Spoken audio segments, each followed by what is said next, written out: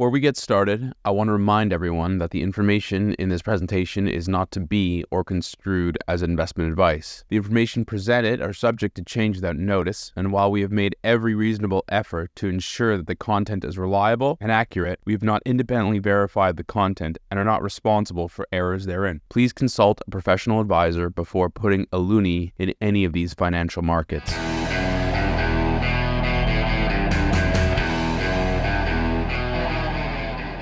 Hi everyone, my name is Richard Diaz and welcome back to the IceCap Canadian Market Wrap. Last week we argued that markets seemed a little bit too quiet for our taste and that investors should expect more volatility in 2026.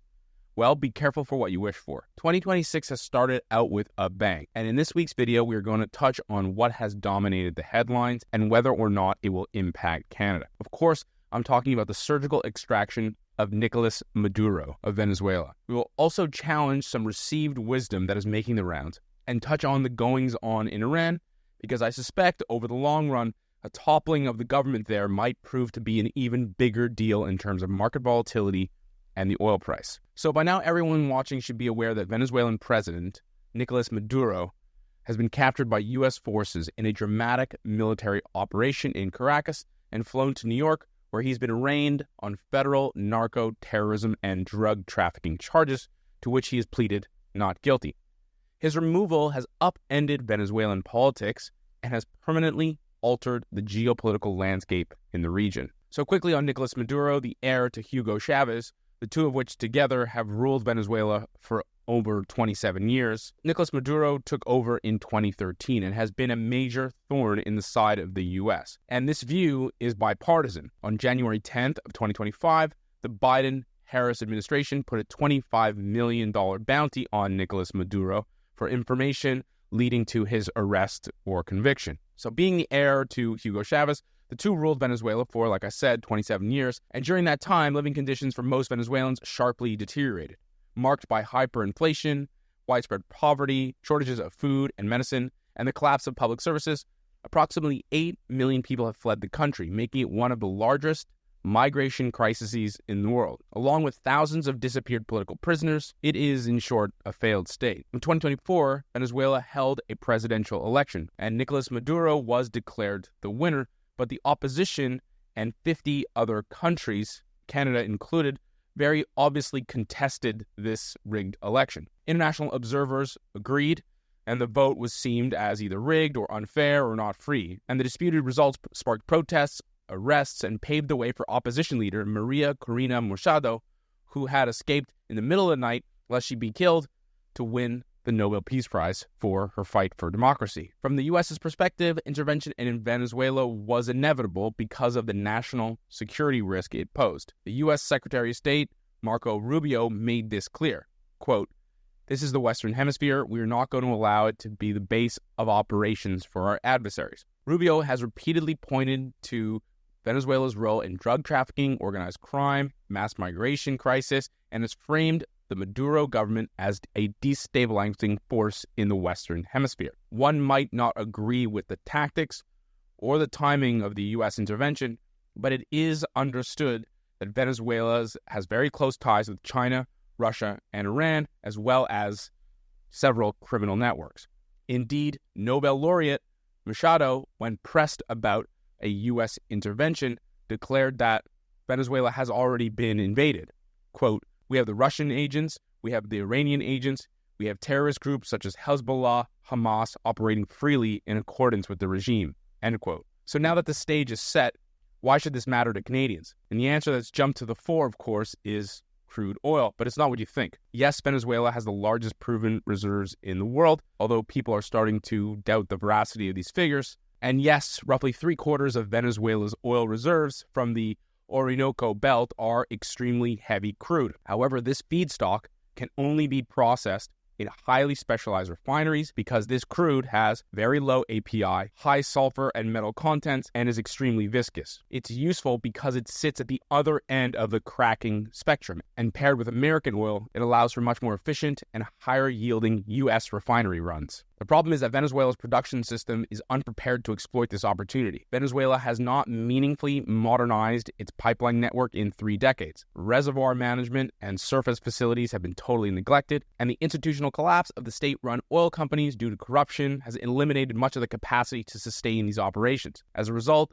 Venezuela today produces 30% of the oil it produced about 15 years ago, and this is a tragedy for the country. Critically for Canadians, for Venezuela's production levels to return to 3 million barrels a day or more, it would require a decade of sustained capital investment, upwards of $50 or $60 billion, as well as a stable political and regulatory environment, and this is highly uncertain. The result of this weekend's news is that there was some panic in Canada about the threat of Venezuelan oil to the Canadian energy sector. And it's nice to see that some of the biggest anti-oil voices finally see the light, and that the average Canadian now feels a little bit more invested in the success of its most important export. But if you've followed the sector for a long time, you know that there's been an existential threat just about every other year. Shale revolution, Trudeau policies, energy transition, COVID, Trump tariffs. But the reality is that Canada's oil is much easier to refine than Venezuelan oil, and this is because of differences in crude quality, consistency, how it's produced and blended, and not because it's much cleaner. That's bogus. It's about chemistry and capital. There are over 400,000 kilometers of pipeline going south to the U.S., and to say that we are integrated with that oil industry there is an understatement. Pipelines matter. That being said, what has happened in Venezuela further emphasizes that a pipeline to the west coast is vital. Canada needs to expand pipeline capacity to narrow the spread between Western Canadian Select, the Canadian benchmark, and global benchmarks like Brent and WTI, thereby squeezing more value out of every barrel that we export. By now, this should be blindingly obvious to everyone. This chart just shows how powerful a new pipeline can be. Since adding the TMX capacity, the share of American exports as a percentage of our total has started to fall and now sits at around 92%, down from 98 or so a couple years ago. And because we've already saturated the U.S. market, U.S. crude consumption has been flat for about 20 years, as you can see on the chart. That's the blue line at the top. Growth opportunities lay in the Asia-Pacific region, and you can see that in this chart too. Asia and Africa are consuming more and more oil, and that's the gray, red, orange, and green lines. The bottom line is that Venezuela may be competition over the long run, but it's not existential, and it will take a lot of money and time. So how can we tell if we're right or wrong? Well, the market will tell us, and quickly. The Canadian Oil and Gas Equity Index decoupled from crude oil prices in 2024-ish, and importantly, it outperformed global oil and gas stocks too. And that's the light blue line you can see on the chart. It will be interesting to see how market prices absorb this so-called threat of new heavy crude oil supply or not. So why is this oil story still important? And the answer is China. Years ago, China imported almost no oil from Venezuela due to the lack of heavy crude oil refining facilities. China has since invested tens of billions of dollars to strengthen the strategic partnership between the two countries. Specifically, in 2023, China built a huge facility in the Guangdong province designed specifically to refine Venezuelan heavy crude. By 2025, Venezuela exported about 80% of its oil to China. Hence, the attack was achieved 2 goals, really. Kicking out, or the start of kicking out, its strategic adversaries in the area, as well as gaining control of an important source of Chinese oil imports. What's important to realize is that the Venezuelan operation did not signal a new American doctrine. It confirmed that the old one never went away. The Western Hemisphere remains a core U.S. interest, and external powers that entrench themselves will eventually be confronted. This was true under Eisenhower, Nixon, Reagan, Obama, and it remains true today. The form has changed, but the substance has not. This point about China is critical because it challenges the narrative that Canadians are fed ad nauseum. The idea that China is transitioning away from fossil fuels. This is not true. We have discussed this topic before, and we will again soon. But in short, despite the massive investment into renewables, China's fossil fuel consumption is rising steadily in absolute terms. In particular, their consumption of crude oil. China now consumes about 17 million barrels per oil a day and produces about 4.3, which is not bad.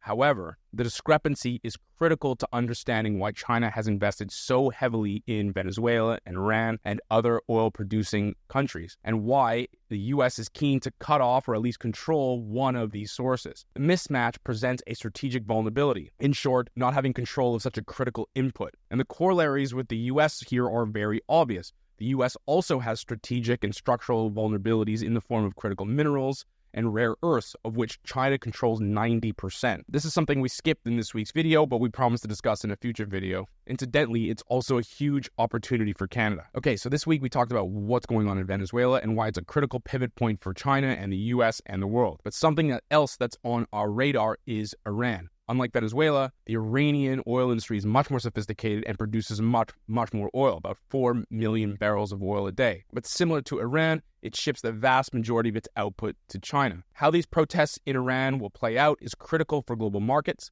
and should not be ignored. CBC, I'm talking to you. Should there finally be regime change in Iran, it will further shift the geopolitical balance of power, as oil remains critical for the global economy. All right, that's a wrap on this week's episode. Thanks again for watching. Please like, subscribe, and follow for more. And as always, we manage money for families all across Canada and the world.